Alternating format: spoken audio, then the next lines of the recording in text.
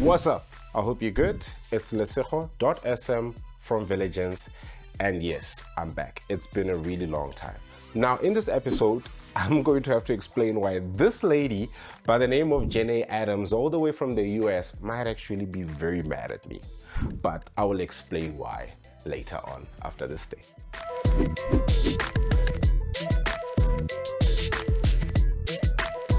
Welcome back. For those that have been gone I've been gone. It's been quite a very long time. I have been off the radar. I've been what can I say? I've been out of practice. It's been so bad that this is actually our second attempt of shooting this episode. Yeah, I can see the crew members are very tired. Sorry guys. So yeah, this is our second attempt of shooting this because it's been quite a very long time since I've done an episode of the CIP, but reasons are very valid. First of all is that we've been caught up in more like the client work, so there wasn't any time to actually do this because this is passion project. No one is paying our bills for this. Hopefully one day, if you click that subscribe button and you watch this and you share with your friends and family and everybody who might need to watch this video, maybe one day we can actually do this full time. So we would really appreciate that kind of support. Now, in today's episode, we are going to be going back into the interviews that I've shot. I think it's last year or 2 years back. I don't even want to remember because it's been that bad. That's why I'm thinking Jenae must be very mad at me. So Jenae Adams, she's known for the company called Debt Sucks University. Now she's running EMACK Consulting. EMACK Consulting, I'll say it's more of like a financial literacy company where they teach you how to handle your money. In this episode, which was shot a very long time ago, she was just basically telling us the story on how she cashed in her passion. She was in $50,000 in debt. She had to get herself out of that in a space of 2 years. Now, to give context to the South African audience, hold on, let me do this. Hey Google, how much is $50,000 in rands? $50,000 equals 891,019 South African rands and 89 cents. Almost $1 million. So yeah, in the space of 2 years, she got herself out of there. She explains how she got herself out of that. Now, the reason why I'm saying she might be very mad at me is because of this particular reason. So my client is, Jenae is a client to my client. So they were here in South Africa for a retreat. I was like, hey, you want to do this? She's like, yeah. And guys, Jenae is a world-renowned financial literacy speaker. This person is always on the news, but of course, American news. But I believe that the stuff that she's going to teach us is going to be very relevant because of its money related. As I was saying, the reason why I think she might be mad at me is because of it's been too long. She was here this other year, and then the following year, we met in Cape Town again while she was back for another retreat, and then the episode was still not out. So yeah, it was quite tough facing her, but then she was cool. She's like a very chilled person. I was like, hey, Jenae, see, there was work, and then she's like, let's say how it's fine. I was like, oh, yay. So without any further ado, let's just jump into the episode. I've decided to kind of like cut these episodes and make them a little bit smaller. So there's going to be a bunch of episodes for Jenae, and it's not just Jenae, I still have 2 more people. I got Anka and I got Linda Matsolo. We'll talk about them in the next episodes, but I'm starting with this one. So without any further ado, let's jump into her episode and then we'll come back. And thank you. And I hope you take from her.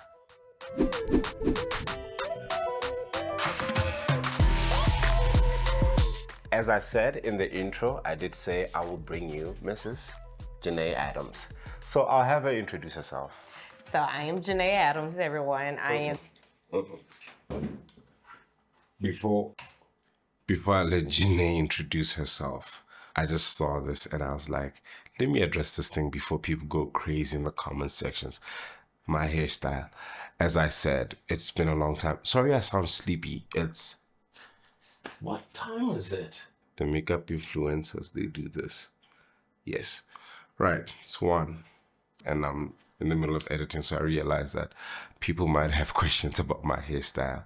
First of all, I am not proud of the hairstyle. We all have our regrets, okay? Look, I know what I look like. I know the hair's messy. I cut it off because of I was just feeling messy. I was feeling uncomfortable. Like it was a lot of maintenance. Even this is still maintenance as well, but not as hectic as that thing. Before you go crazy on me with the hairstyle, please. We've all tried things. I feel bad enough already. Like I was like, can I reshoot this? But I can't. I can't. Back to the episode. Let me finish up. Me and my red eyes. And yeah, but be gentle. Now, wait. As I said in the intro, I did say I would bring you Jenae Adams. So I'll have her introduce herself. So I am Jenae Adams, everyone. I am the owner of EMACK Consulting, but a lot of people know me by Debt Sucks University because I help people save money, pay off debt so they can live their dreams. All right. So where are you from? I am from North Carolina in the States. Yes. Heavy accent. Yes, it's a very heavy accent. Yeah. North Carolina? Yes. My cousin was laughing at me previously because I don't, you know how Americans, when you say somebody is from Africa, they just say Africa and there's countries in Africa. Yeah, I'm kind of like that with America. Okay. Because it's huge. It's huge. But not huge as South Africa. Not huge. Like on the continent, there are countries. We're just a country. Yes, that's the thing. That's what's confusing for me. I feel like you guys are big enough to be two continents with countries in it. Oh, no. And because we have it's a continent, Africa, there's a country, and there's a province. Yeah. And then there's cities. Yeah, so I guess you can look at us as provinces. So I'm in the province of North Carolina. And then the cities are inside North Carolina. Yeah. Okay, that makes sense. Yeah. All right, so what happens on this show is we educate people on how they can cash in their passion, right? So your passion is? It's money. Good passion. Yeah, so I'll say financial literacy for everybody. Financial literacy. Yeah. So what you do is you give people, your services are giving people financial literacy. Yes, so I speak around the world about financial literacy, either to high school, college, university students, and corporations. How did you start? What sparked this whole thing? Yeah, so it actually was being fired from my job. So What did you do? That was the smart. What did you do? It was during 2008, the financial crisis. And so during that time, I was laid off and found out I was $50,000 in debt. Yeah. Wait, what's that in rands? $50,000? I don't know what that is in rand. 50,000. That's over $500,000 for us. Oh, really? Okay, so 50. That's over $500,000. Yeah, so $50,000 in debt. I had a 1-year-old at home, and so me losing my job was basically 60% of our household income gone, car gone, healthcare gone, all in one phone call. So right then and there, my back's against the wall. I decided to take the steps to pay off all $50,000 of that debt in the 2 years. And so that is what led me to where I am today. I was doing the steps and so forth and paying off the debt, and people started asking me, Jenae, how did you do it? Jenae, how did you do it? Then people started asking me to come speak about it. And one time somebody gave me a $200 check. And I was like, well, what can we do with this? And so then I started thinking about how to grow a business out of it. At first, it was just, whenever somebody would ask me to speak, come share my story, I'll go share my story. And then a church paid me $200 just without me asking. Just gave me a check for $200. I said, well, maybe I can make a business out of this and make some money. And that's when I started taking the steps to become a professional speaker that talks about financial literacy. People pay you for that. Yes, exactly. So every time I get on stage, and especially in front of students, I tell them, I say, yeah, I'm getting paid for this hour that you all just see me up here. Because I did see on your social media, you're very passionate about student debt and stuff like that. I know with, I don't know, what is the story between the Biden administration and what you're trying to do in terms of the student loan thingy? Yeah, so student loan debt in the United States is $1.7 trillion. Yeah, so $1.7 trillion and growing. Trillion and in dollars. Yeah, in dollars. And growing. So it's second behind the housing debt. So housing is like $20 trillion in the United States. You're saying the student debt is higher than the housing? Well, no, it's right up under it. So it's higher than credit card debt, higher than car debt. It's the second line of the amount of debt in the United States. Yeah, and so that a lot of times student loan debt keeps Americans from, and even people who come there to go to school, keeps them in bondage for 20, 30, 40 years. Yes. And so with President Biden, when he came in, he made a promise that he would eliminate $10,000 or $20,000 in student loan debt. And so what I've been helping people with is making sure they get in position to be able to get that forgiveness. Going back to the $200 business that you started, did you think you'd get as far as you are right now? I didn't have a choice. Oh. So I was leaving basically a six-figure job and six-figure industry. So that's like $100,000. So so I was leaving that. I had a child, I had a household, a husband, all that kind of stuff. It had to work. It had to work. So I was going out and I was waking. I worked my career 2 more years while building the business. So that's why I would tell people: don't just leave your job while you're trying to cash in on your passion. So I worked that for 2 years, and so I would wake up at 4 a.m. in the morning and work 3 hours. I'll take my son to daycare. Yes. Go to work from 8 to 5. Okay. So we do the 8 to 5. Not 9 to 5. No, not 9 to 5. 8 to 5 Okay. in the States, and then cook dinner, be a wife, put him to sleep, and then work 3 more hours, and then go to bed and do it all over again for two years. Saturdays, Sundays. Damn. Okay. Did you? Was it not? Were you not like? What was that word that they use? Like, when you're just tired. Exhausted. There's another word for it. But yeah, were you not like exhausted? Because I know when you in that routine, it's the kids and then it's the work and it's the coming back, cooking dinner, and it's still the kids. Yeah. Kids. Yeah. Kids. Yeah. I know kids can be a lot of work. Yeah. So that every day, at some point, were you not like, Yeah, and it would be some days because you get some rejections from speaking engagements and so forth, but I knew it was worth it. That's what I wanted to do the most. And so I just made it happen. I became even more efficient with my time because I knew that you only have so much amount of time, Jenae, in order to do the things you need to do and then get some sleep. But it was determination that I wanted to help people financially live their dreams. So every time like the days got hard, I was like, a student or somebody that I worked with in the corporation reached out to me, Jenae, I paid off my car loan. Or Jenae, I was able to get into this college or this university. That is like, okay, let's keep going. And that's still, it's 13 years later now, and it's still that way. I want to know your first moves. Because what's missing with learning how to do things is the specifics when it comes to information, right? And I know it can differ from person to person based on where you are and what's happening at that time. But I want to know, when you had the $200, what were the first steps that you took to get to where you are? Yes. So I would say the first step is finding a mentor. So my mentor was So mentor is just someone who's already where you need to be. Okay, cool. And so his name was Morris Morrison, and he was actually working at the same company that I was going to be leaving. Oh, okay. And he was already speaking full time. So he has been where I was at then, and he's where I needed to be.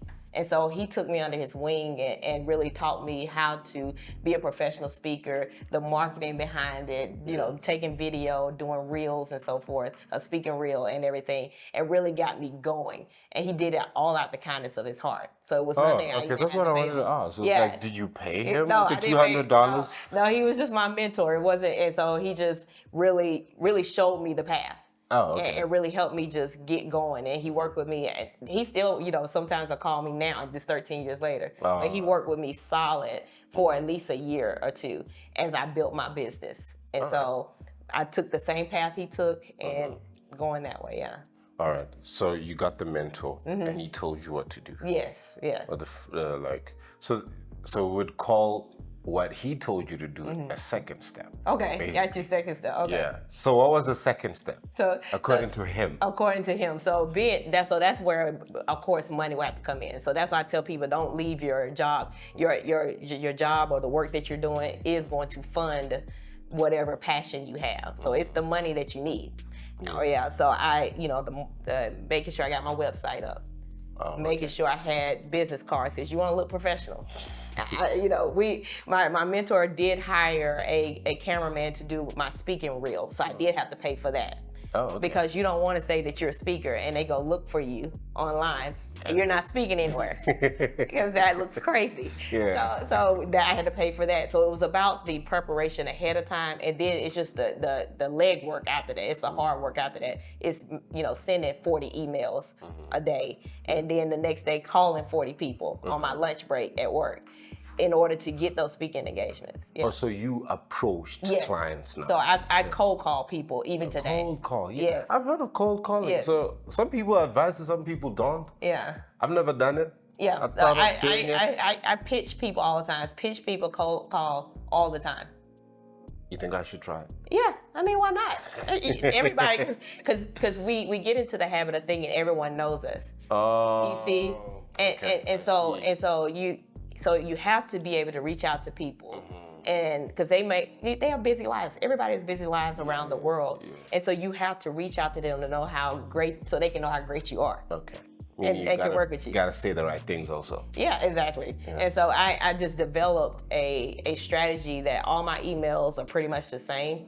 It's just changing a few wording depending on who the client is. Yes. And then I make my phone calls and I know what to say, with any kind of, if they say no or any kind of objections, I know how to rework the call in order to get them to a yes. Yeah. Okay. And then your first score, how much did you make? I made $1,500. $1,500. Yes, so I don't know what that is in rand. I don't have my phone with me. It's a lot. But okay, I get it. So you made $1,500. Yes. And that was your first client. And that was my first client. Yes. And then I'm assuming the ball started rolling from there. It did because whenever as a speaker, and even as anyone, whenever you go and do that first job and that first client, always get testimonials. And so that after I finished speaking, all the students come up on stage and they're saying, this changed my life. I'm gonna start saving money. I never thought about it like that. And I said, can I record you? And it just with my phone, recorded them and started sending it to other clients that I'm cold calling and say, I just spoke at this school. Dope. And then it's like, okay, because it's proof. I'm not saying it. Yes, someone else is saying it. These 6 students saying it. And it's students. It's not the director or the adult that brought me there. It's actual people that you think you can't keep a person's attention. And hear their words gushing over it. And you always get them right after you finish the work. Yeah. Because it's fresh on them. Basically what I'm picking up is once you get that client, milk the heck out of that client and they just get testimonials, obviously do a great job and everything, and okay, great, and use that and if you have the courage, go ahead and ask them, who do you know that could benefit just like you did from my services? And then they may put you in contact. Instead of me having to take those testimonials and email 40 more people, they can put me in contact with 5 more potential contracts. And because it's coming from them and not a cold call from me, it becomes more valuable and easier to close the deal. Okay, now there's something I'm picking up now is that I believe that what you do requires confidence, public speaking skills, and all of that, having to deal with like a crowd of people. Yes. Did you not get like stage fright? So naturally, I'm an introverted person. I'm very inside. I'm not. Unless I know you and we have talked a little bit, I will stand in a corner. So at meetings and networking events, if it's a bunch of people and I don't know anyone, I'm going to stand there until someone comes up to me, unfortunately. So whenever I go and speak, a lot of times the students or the employees, until they announce me and I go up, they don't even know I'm the speaker. But I have to basically flip on a switch before I go on stage. I say a prayer first and foremost before I get there, and then I flip on the switch and it's time to go, Jenae. Because if I stay nervous and I don't get up there, then someone in that audience doesn't get what they need in order to be financially free. But Jenae, it's not that simple. It has to be. It's not that, you can't just, look, okay, I used to do music, right? I still kind of do. Yeah. Getting on stage, it's really not as simple as, okay, I just get in there and then I'm there and then I'm this amazing performer. I got no, you. Okay. I don't know, man. You know what? You gotta go through the sweating and the messing up and the like looking at that one eye and you'll be like, okay, that person looks like he's judging me. Am I doing a good job? I don't know what am I doing. Am I messing it up? And all, all of that. And I guess what it is and what I tell people, because people always say, Jenae, how do you get on stage? It's also the preparation ahead of time. And so my keynote, and that's basically the presentation, is an hour and a half long. And it's all memorized. And so, And so I'm not getting up there and just speaking like this is freestyling with us. Like you're asking questions. I didn't even know the questions. Okay.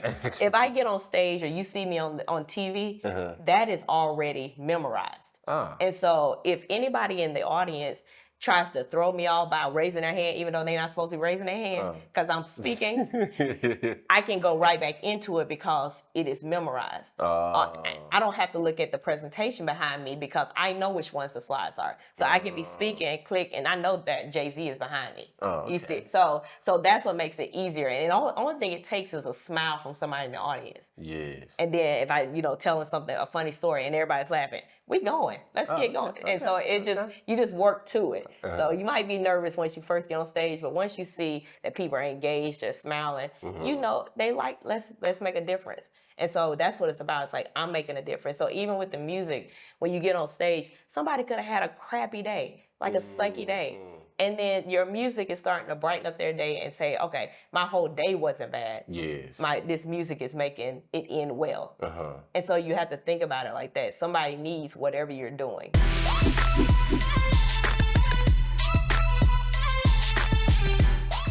All right, so obviously I watched the footage. I've heard everything that she said. I've come to learn, of course, that financial literacy is more of a global thing. It does not matter what kind of economy you're coming from. Whether you are in South Africa, Namibia, Nigeria, wherever you're coming from, money management, it's a skill that everybody needs to have. It's just amazing that she managed to become passionate about it and started making money out of it. In my opinion, that's dope. If you can make money your passion, that you are on the money, literally.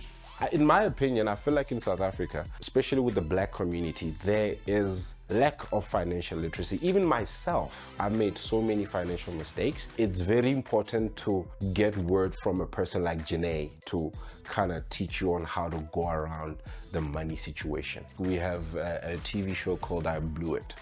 So we don't know where we are and where we're gonna be tomorrow in terms of finance, but tomorrow you could get hit by a bus and also claim chelete raf, or you could just win the lotto, or even if it's not that, with the job that you have, your 9 to 5 or your business or whatever, you need financial literacy in order to manage your finances proper.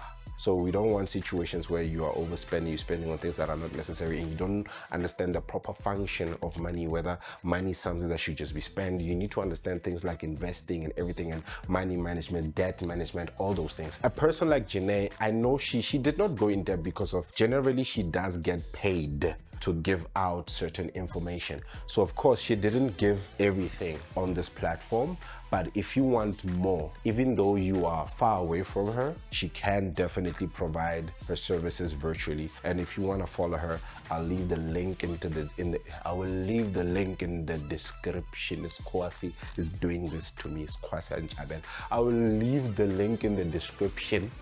If you want to follow her, I'll leave all her contact details, and then you can just hit her up and then be like, hey, Jenae, I saw from this guy, Lesego, he's passion. We're like, hey, help us. Just so she can see that this was not a waste of her time. You know what I mean? This episode is gonna be on YouTube forever. So whether it's today, next week, or whatever, someone will find this video. And what I like is that it's very universal. I feel like even in the next generation still needs financial literacy. Even though things are changing, the money situation, that fundamental concept can never ever change so long as we are trading like this, so long as we are using a particular currency to kind of like buy goods and maintain our lives. And so let me cut this episode short. We'll come back on the next episode where we do continue with Jenae Adams from EMACK Consulting. And once again, thank you so much for watching.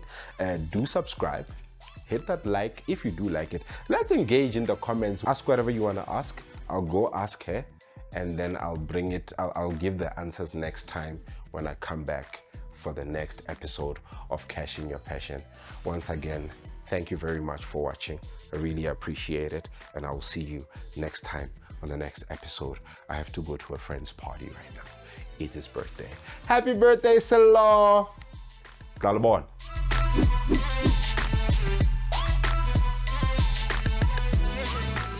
Mark again.